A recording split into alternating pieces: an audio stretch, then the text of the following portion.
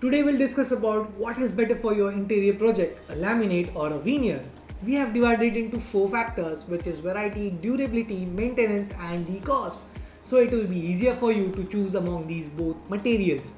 Number 1. Variety. Laminates are available in vast number of colors, design and finishes are classified into textured, high gloss, soft and matte.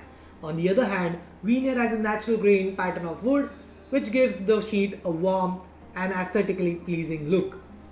Second is durability. Laminates are machine made and are highly durable, but they are prone to chipping and cracks. Veneers are less durable as laminates. They are prone to scratches and requires maintenance. Coming to maintenance, laminates are easier to maintain and can be cleaned with a wet cloth.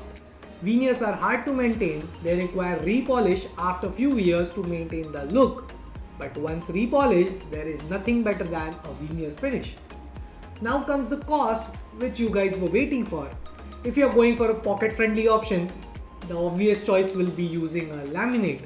The cost of veneer is higher than laminate as it depends on raw material and process of making. So now we understood the differences between these materials. Which one are you using for your interior project next? Let me know in the comments below and follow f.y.i for more such content.